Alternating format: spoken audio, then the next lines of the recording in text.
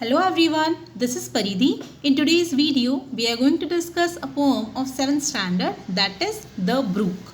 तो pome start करने से पहले मैं आपको ये बताती हूँ ब्रूक का मतलब क्या होता है। आपको एक पिक्चर दिख रहा होगा यहाँ पे। ये एक छोटा सा वाटरफॉल टाइप होता है ब्रूक का मतलब, जो स्ट्रीम भी कहते हैं हम इसको। तो ये बहुत बड़ा वाटरफॉल नहीं होता है, लेकिन छोटा सा एक वाटरफॉल होता है जो कंटिन्यू चलता जाता है और अल्टीमेटली वो रिवर में जाके मिलता है। तो स्टार्ट करते हैं हम इस पोम को। Will enjoy it. I come from haunts of coot and horn. I make a sudden sally and sparkle out among the fern to bicker down a valley. तो जो ये ब्रूक है वो खुद अपने बारे में बता रहा है कि मैं कहाँ से आता हूँ। मैं आता हूँ उस प्लेस से जहाँ कूट और हॉर्न ये बर्ड्स होती हैं, वाटर बर्ड्स होती हैं जो वाटर में भी रहती हैं। तो बोल रहा है, ये ब्रूक खुद बोल रहा है इसको कि मैं उस प्लेस से आता हूँ। हॉन्ट का मतलब होता है ऐसी जगह जहाँ पर आप ज़्यादातर जाते हो या ज़्यादातर टाइम अपना स्पेंड करना चाहते हो। ओके, तो क्या बोल रहा है ब्रूक कि मैं उस जगह से आता हूँ जहाँ पर कूट और हॉर्न ज़्यादा टाइम स्पेंड करते हैं। आई मेक अ सडन सैली। सैली का मतलब होता है क्विक जर्नी, जल्दी से वो जर्नी करता है। जैसे आपने कभी वाटरफॉल देखा होगा, वो ऐसे धीरे धीरे धीरे नहीं गिरता है, एकदम से गिरता है। तो वो कह रहा है कि मैं एकदम से अपनी जर्नी पूरी करता हूँ, मीन्स आगे की तरफ बढ़ता हूँ। And sparkle out among the fern. Fern means आप कह सकते हैं छोटी छोटी लीव्स का एक प्लांट होता है कि वो बहुत ब्यूटीफुल दिखता है। तो वो कहते हैं कि मैं उसको क्या करता हूँ, sparkle out among the fern. तो उस फर्न के अंदर जब मैं पानी अपना उसका पानी बहता है आगे की तरफ जाता है तो वो स्पार्कल करता है, चमकता है। To bicker down a valley. और वो कहाँ जाता है अल्टीमेटली, मीन्स आगे कहाँ बढ़ता है। To bicker, bicker means run noisily, दौड़ना और आवाज़ करते हुए। तो वो वैली, वैली के ऊपर से, वैली के वहाँ से गिरता है नीचे और उसमें वो आवाज़ करता है। रन क्यों कर रहा है, क्योंकि वो स्पीड में जा रहा है उसका पानी, इसलिए उसको रन कहा है। और जब वो वॉइस मीन्स आवाज़ होती है तो उसको हम क्या बोल रहे हैं, नॉइज। तो टू बिकर, बिकर का मतलब होता है आवाज़ करते हुए वो वैली के ऊपर से गिरता है। But 30 hills are hurry down or slip between the ridges. By 20 tops, a little town and half 100 bridges. फिर वो कहता है जो ब्रूक है कि मैं 30 हिल्स, जो हिल्स होती हैं पहाड़ियाँ, तो 30 हिल्स से मैं ऊपर से नीचे जाता हूँ, से हरी मीन्स जल्दी से नीचे जाता हूँ और स्लिप करता हूँ बिटवीन द रिजेस। रिजेस का मतलब होता है कि जो हिल होती है ना उसका टॉप एरिया, टॉप साइड, और उन दोनों मीन्स दो पहाड़ियों के बीच का एरिया, वहाँ से आपने कभी देखा होगा तो उसके बीच के एरिया में से पानी बहता है। तो वो ब्रूक कहता है कि मैं वहाँ से स्लिप करता हूँ। By 20 thorps a little town. Thorps का मतलब होता है विलेज कह सकते हैं आप, तो ये विलेज के लिए ये वर्ड यूज़ हुआ है। तो कहते हैं मैं 20 विलेजेस से क्रॉस होता हूँ और मैं एक छोटे टाउन से भी क्रॉस होता हूँ और मैं अराउंड 100 के हाफ, दैट मीन्स 50 ब्रिजेस को भी पार करता हूँ। तो ये ब्रूक अपनी जर्नी बता रहा है यहाँ पे। तो आपका फर्स्ट क्वेश्चन आता है, from where does the brook come. Brook कहाँ से आता है। आपको एक चीज़ और मैं बताती हूँ कि यहाँ पर आपको पर्सोनिफिकेशन करके एक लिटरेरी डिवाइस होती है। लिटरेरी डिवाइस मीन्स जिसमें पोएम्स आपको मिलती है। जैसे अगर मैं आपको एग्जांपल दूँ, यहाँ पर ब्रूक क्या कोई ह्यूमन है, नहीं है, लेकिन फिर भी हर जगह हम देख रहे हैं आई यूज़ किया है। आई कम, आई मेक, आई हरी। तो ये क्या ब्रूक ऐसा बोल सकता है, क्योंकि वो इंसान तो नहीं है इसीलिए, बट यूज़ तो किया है। तो जिन भी वर्ड्स में मीन्स दैट मीन्स जिन भी नॉन ह्यूमन थिंग्स में अगर ह्यूमन की क्वालिटी ऐड की है तो उस डिवाइस को हम बोलते हैं पर्सोनिफिकेशन। तो यहाँ पे पर्सोनिफिकेशन यूज़ हुआ है। एग्जाम्पल मैं देती हूँ आपको, आई कम फ्रॉम हॉर्न्स ऑफ कूट एंड हॉर्न। ये एग्जाम्पल है पर्सोनिफिकेशन का। दूसरा एग्जाम्पल क्या है, I make a sudden sally. Third क्या है, आई हरी डाउन। ये एग्जाम्पल्स हैं, काय के एग्जाम्पल हैं ये, पर्सोनिफिकेशन के। उसके बाद एक मैं और बताती हूँ आपको, एलिट्रेशन। एलिट्रेशन क्या होता है, जिसमें आपको वर्ड्स के स्टार्टिंग के लेटर कॉन्सोनेंट रिपीट मिलेंगे। जैसे अगर आप फर्स्ट लाइन ही देख लें, आई कम फ्रॉम हॉर्न्स ऑफ कूट एंड हॉर्न, तो इस पर एच और एच रिपीट हो रहा है ना, हॉर्न्स का ह, हॉर्न का ह।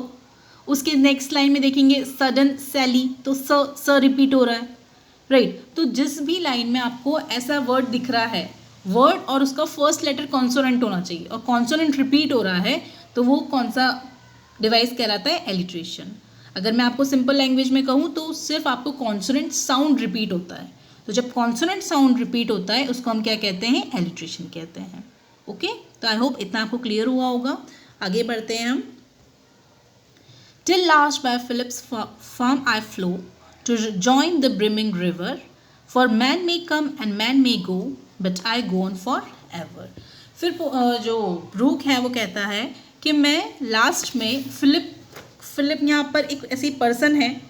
ओके, तो किसी भी ह्यूमन बीइंग का फार्म ले लीजिए आप, तो वो फार्म से फ्लो करता है, मीन्स फार्म के यहाँ से आगे बहता जाता है और उसमें फिर वो क्या करता है, जो ब्रूक है वो ज्वाइन करता है ब्रिमिंग रिवर। ब्रिमिंग का मतलब होता है ऐसी रिवर जो ऊपर तक, मीन्स काफ़ी ऊपर तक भरी हुई हो या फिर ओवरफ्लो हो रही हो।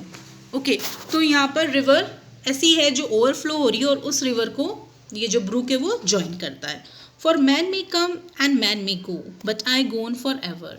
ब्रूक कहता है कि जो इंसान है वो तो आता है, उसका बर्थ होता है, वो जाता है, उसकी डेथ होती है, लेकिन जो मैं हूँ मैं तो चलता ही जाता हूँ ना, मेरी डेथ नहीं होती, मेरा बर्थ हो चुका तो अब मैं चलता ही जाता हूँ। आपको इसमें एक पोएटिक डिवाइस और मिलेगी, वो है रिपीटिशन। रिपीटिशन मीन्स पूरा वर्ड रिपीट हो रहा है। तो अगर आप थोड़ा सा ध्यान दे दो, थर्ड लाइन में मैन और मैन रिपीट हुआ, मे रिपीट हुआ, दैट मीन्स अगर वर्ड रिपीट होता है तो उसको हम क्या कहते हैं, रिपीटिशन कहते हैं। ओके, अब इसमें एक चीज़ और मैं आपको बताती हूँ, एक और होती है पोएटिक डिवाइस, उसको कहते हैं एंटीथेसिस। एंटीथेसिस मीन्स इसमें आप अपोजिट वर्ड्स यूज़ करते हैं। जैसे यहाँ पर आप देखिए कम, गो, यहाँ पे आइडिया डिफरेंट है ना, आता है जाता है, अपोजिट हो गए दोनों वर्ड्स। तो जहाँ आपको अपोजिट वर्ड्स मिलेंगे उसको हम कहते हैं एंटीथेसिस। ओके, ये आपकी जानकारी के लिए, आपकी इन्फॉर्मेशन के लिए ज़रूरी था। तो I hope you would have understood this. आगे बढ़ते हैं हम। I chatter over stony ways in little sharps and trebles. I bubble into adding bays. I babble on the pebbles. वो कहते हैं मैं चैटर करता हूँ। चैटर मीन्स मैं आवाज़ करता हूँ। स्टोनी वेज, जहाँ पर ऐसे रास्ते जहाँ पर पत्थर है, मैं वहाँ से निकलते हुए, वहाँ से फ्लो करते हुए आवाज़ करता हूँ। और वो आवाज़ कैसी होती है, little sharps and treble. Sharps and treble का मतलब होता है म्यूजिकल साउंड। तो हल्का सा वो आवाज़ ऐसा होता है जैसे वो म्यूजिक बज रहा हो। I bubble into eddying bays. Eddying bays means होता है river water make spiral movements. आप देखेंगे यहाँ पे कैसे घुमावदार राउंड राउंड मूवमेंट्स हो रहे हैं, तो वो स्पाइरल मूवमेंट्स कहलाते हैं। तो वो कहता है कि जब मैं पानी में गिरता हूँ, मीन्स ऊपर से नीचे गिरता हूँ, तब मैं क्या करता हूँ, बबल मीन्स ऐसे बबल्स होते हैं ना, धीरे धीरे जो आपके फोम्स देखे होंगे कभी पानी में, आपने बबल्स देखे होंगे। तो कहता है उस टाइम मैं क्या करता हूँ, बबल बनाता हूँ, उस टाइम मैं अपने आप में बबल क्रिएट करता हूँ। और I babble on the pebbles. Babble का मतलब होता है साउंड ऑफ ब्रूक, वो भी एक साउंड होता है। और जब पेबल का मतलब होता है छोटे छोटे पत्थर। तो जब मैं उन पत्थरों पे, छोटे छोटे पत्थरों पे गिरता हूँ, तब मैं फिर से ब्रूक मीन्स एकदम अलग सा साउंड बनाता हूँ या साउंड करता हूँ, आवाज़ करता हूँ। अब आप देखेंगे यहाँ पे साउंड वर्ड बहुत बार रिपीट हो रहा है। दैट मीन्स चैटर भी साउंड है, राइट, बैबल भी साउंड है, फिर at the same time sharps and trebles, ये भी म्यूजिकल साउंड है।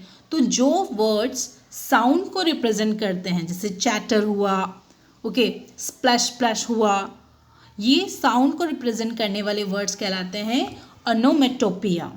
इसको हम बोलते हैं ओनोमेटोपिया। ओके, तो ये वो वर्ड्स होते हैं जो साउंड क्रिएट करते हैं। तो आई होप आपको ये भी समझ में आया होगा। एक और लिटरेरी डिवाइस है। तो जो ब्रूक है वो कहता है कि मैं किस तरह से आवाज़ करता हूँ जब मैं पत्थर पे गिरता हूँ, चाहे वो स्टोन बड़े हों या छोटे हों, मैं स्पाइरल मूवमेंट्स प्रोड्यूस करता हूँ।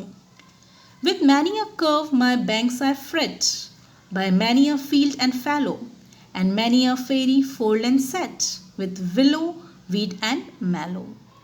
अब आप देखेंगे यहाँ पे with many a curve my banks I fret. Fret का मतलब होता है उस चीज़ को वियर करके आगे बढ़ना। दैट मीन्स कर्व का मतलब क्या होता है, जब ट्विस्ट होता है ना, कर्व एकदम राउंड ट्विस्ट होता है।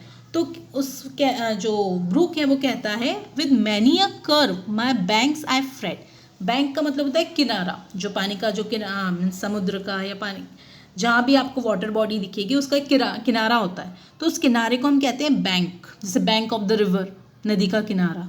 ओके, तो जो ब्रूक है वो कहता है कि with many a curve my banks, तो मेरे जो किनारे हैं, मेरे जो बैंक हैं, उसको मैं अलग अलग कर्व से होते हुए उन पे से निकलता हूँ। देखिए यहाँ पे फ्रेट का मतलब हो रहा है कि उस जैसे हम क्लोथ्स होते हैं, क्लोथ को हम क्या करते हैं, वेयर करते हैं, फिर उसको वेयर आउट करते हैं, फिर हम चेंज करते हैं, राइट। तो उसको पहन के उससे आगे बढ़ते हैं हम। जैसे इमेजिन करो आप कहीं जा रहे हैं, आपने न्यू ड्रेस वेयर किया, घर आए चेंज किया, तो आपने उसको थोड़ी देर वेयर किया फिर वेयर आउट किया। उसी तरह जो ब्रूक है वो कह रहा है कि मैं अपने किनारों की तरफ थोड़ी देर जाता हूँ और वहाँ से वापस से आगे बढ़ जाता हूँ, वहाँ रुकता नहीं हूँ। जैसे आप उस ड्रेस को पहनते नहीं हो पूरे टाइम, चेंज करते हो, तो उसी तरह वो अपने बैंक से होते हुए आगे बढ़ता है। By many a field and fallow, fallow मतलब होता है, देखिए फील्ड जो होता है जिसपे कई क्रॉप्स या कई चीज़ें हम मीन्स आप कह सकते हैं सो करते हैं सीड, जिससे क्रॉप्स आती हैं, फर्टाइल लैंड होती है। और फैलो होती है नॉन फर्टाइल लैंड या एम्प्टी वैकेंट फील्ड, जहाँ पे ज़्यादा क्रॉप्स नहीं दिखेगी आपको, खाली जगह बंजर जमीन होती है, वो फर्टाइल नहीं होता वो प्लेस। तो ब्रूक कहता है कि मैं फर्टाइल दैट मीन्स फील्ड से भी निकलता हूँ और मैं फैलो से भी निकलता हूँ। फैलो मीन्स फील्ड का ऐसा अपोजिट वर्ड जो आप कह सकते हैं कि फील्ड पे तो क्रॉप्स आप ग्रो करते हैं, लेकिन फैलो पे आप क्रॉप्स ग्रो नहीं कर सकते। होता वही ज़मीन का टुकड़ा है, लेकिन वो ऐसा होता है जो इनफर्टाइल होता है। Okay, and many a fairy foreland set with willow weed and मैलो।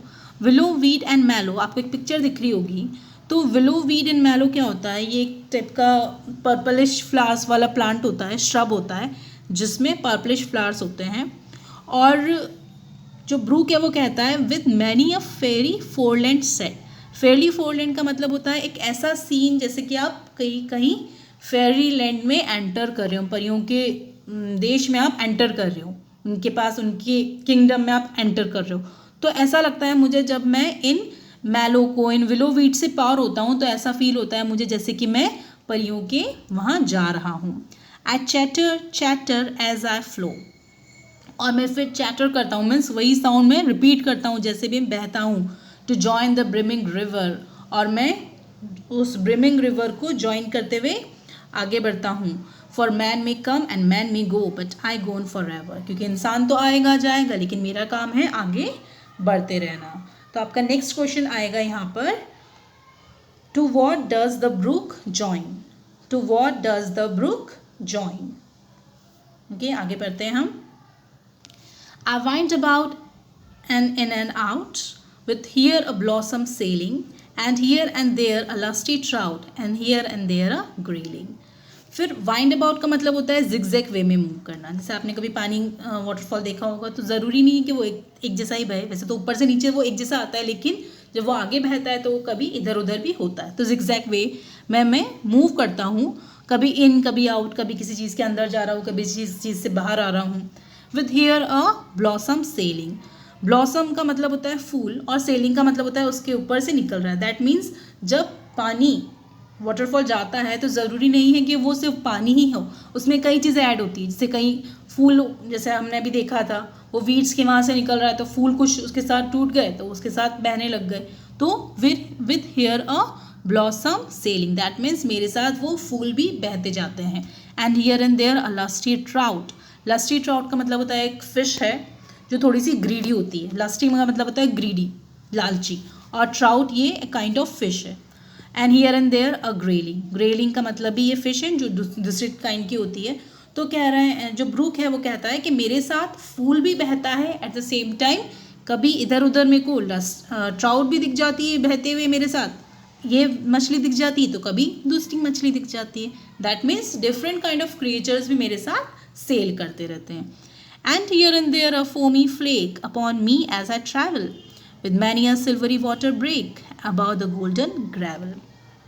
Foamy flake का मतलब होता है एक, आपने देखा होगा कभी पानी अगर ऊपर से गिरता है तो फोम क्रिएट करता है, मीन्स झाग आ जाते हैं उसमें। तो वो कह रहा है कि मेरे साथ कई बार झाग भी होते हैं मेरे ऊपर। एज आई ट्रैवल, जैसे कि मैं आगे बढ़ता हूँ तो मेरे ऊपर झाग भी आ जाते हैं कई बार। With many a silvery water break, silvery water break means जब पानी के साथ मैं आगे बढ़ता हूँ, जब मेरा पानी आगे बढ़ता है उस टाइम वो सिल्वर कलर का हो जाता है।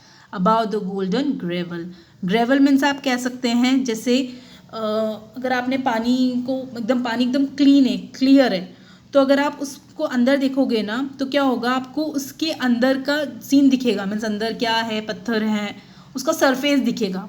तो जो ब्रूक है वो कह रहा है कि जो मेरा फोमी फ्लेक है उसके साथ साथ क्या होता है, जो सरफेस है मीन्स जो ब्रूक के नीचे, जो झरने के नीचे, उस पानी के नीचे जो सरफेस है वो भी क्लियरली दिखता है। और वो कैसा दिखता है, सिल्वरी दिखता है, सिल्वर कलर का दिखता है। जैसे आपने पिक्चर देखी है, देख रहे हैं यहाँ पे पिक्चर, तो ऊपर का पानी अगर कंप्लीटली क्लीन है तो आपको नीचे की ज़मीन भी दिखती है, नीचे का सरफेस दिखता है। तो ब्रूक कह रहे हैं कि कई बार ऐसा होता है कि silvery water break with many a silvery water break about the golden gravel. That means मैं कहाँ बहता हूँ, मैं उस सिल्वर वाटर ब्रेक मीन्स मेरे सिल्वर कलर के पानी को लेते हुए मैं उस ग्रेवल के ऊपर से बहता जाता हूँ। दैट मीन्स उस सरफेस के ऊपर से बहता जाता हूँ। ओके, आगे बढ़ते हैं हम।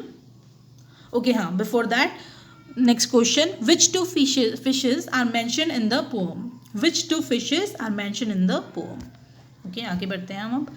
And draw them all along and flow to join the brimming river, for men may come and man may go, but I go on forever. And draw them all along. That means यहाँ पे जो Brooke है वो कहता है कि मैं उन सबको अपने साथ लेके चलता हूँ। किन चीज़ों को, मछलियों को, फ्लावर्स को, ठीक है, जो भी मेरे साथ लीव्स आती हैं, इन सब चीज़ों को मैं अपने साथ आगे लेके चलता हूँ। और फिर मैं फ्लो करते जाता हूँ किसको ज्वाइन करने के लिए, ब्रिमिंग रिवर को, क्योंकि इंसान तो आएगा, इंसान तो जाएगा, लेकिन मुझे तो आगे बढ़ना है, मुझे आगे जाते रहना है। I slip, I slide, I gloom, I glance among my skimming swallows. I make the netted sunbeam dance against my sandy shallows. I slip, I slide means इसमें क्या बोल रहे हैं, जैसे मूवमेंट होता है, कभी मैं स्लिप कर रहा हूँ, कभी स्लाइड कर रहा हूँ, कभी मैं डार्क हो रहा हूँ, कभी मैं एक झलक दिखा के आगे बढ़ रहा हूँ। तो ये उनकी मूवमेंट्स बता रहा है ब्रूक अपना, कि मैं कैसे मूव करते करते आगे बढ़ता हूँ। अमंग माई स्किमिंग स्वैलोज, स्किमिंग का मतलब होता है, जैसे देखिए कुछ स्वैलोज मीन्स बर्ड्स होती हैं, आपने कभी देखा होगा जो बर्ड्स कई बार जो पानी होता है मीन्स सी होता है, उसमें ऊपर फिशेस दिखती हैं, तो उन फिशेस को एकदम ऊपर से नीचे आते हुए पकड़ता है और फिर ऊपर ले जाता है, मीन्स उनका शिकार कर लेता है। तो स्किमिंग का मतलब होता है remove something from the surface, surface के ऊपर से रिमूव कर लेना।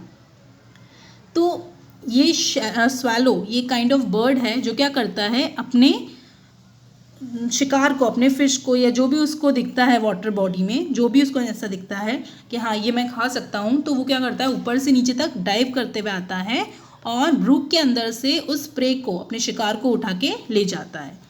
आई make the netted sunbeam dance. Netted means क्या होता है, आपने नेट देखा है कभी, छलनी, तो यहाँ पर आप पिक्चर देख सकते हैं किस तरह से जो सन रेज हैं वो छन कर आ रही है। तो ऐसा लग रहा है कि यहाँ पर जो पानी होता है, जैसे ये पिक्चर आपको दिखाने के लिए कि नेटेड सनबीम इसको कहते हैं। तो अब इसको डांस कैसे करवाता है ब्रूक, कैसे डांस कराएगा। आप सपोज करो पानी है, पानी के ऊपर सनलाइट आ रही है, तो जैसे पानी मूव करेगा तो सनलाइट भी तो मूव करेगी, right. Sunlight move in the sense ऐसा लगेगा ना कि सनलाइट भी उस पानी के साथ साथ मूव कर रही है, तो वो डांस हो रहा है। तो वो कहता है कि मैं नीटेड सनबीम को डांस कराता हूँ अगेंस्ट माई सैंडी शैलोज।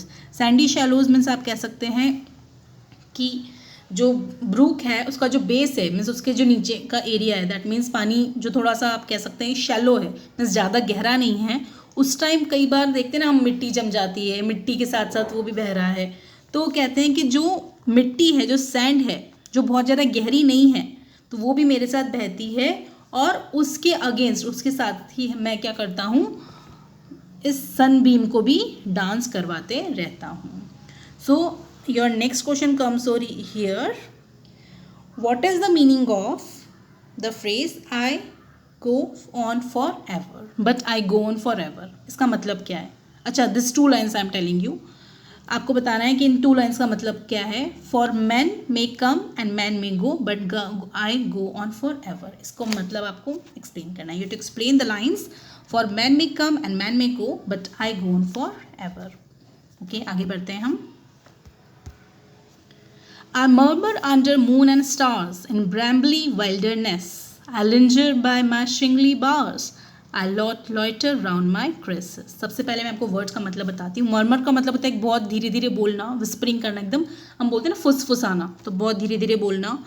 और ब्रैम्बली का मतलब होता है ऐसी श्रब या ऐसी झाड़ियाँ जो कांटेदार होती है। वाइल्डरनेस मीन्स जंगली तरीके से। लिंजर, लिंजर का मतलब होता है वहाँ पर थोड़ा सा टाइम स्पेंड ज़्यादा करना। और शिंगली बार्स का मतलब होता है, शिंगली का मतलब होता है ऐसे पत्थर जो इकट्ठे होके एक जगह ज़्यादा, जैसे हम देखते हैं ना कई सारे पत्थर इकट्ठे हो जाते हैं एक जगह, तो वो शिंगली बार्स होते हैं। मीन्स एक जगह काफ़ी सारे पत्थर का इकट्ठा हो जाना, छोटे छोटे पेबल्स का, छोटे छोटे पत्थर का। लॉइटर का मतलब होता है और ज़्यादा टाइम वहाँ पे स्पेंड करना। क्रेसेस एक तरीके का लीव्ड प्लांट होता है जिसमें बहुत सारी पत्तियाँ होती हैं।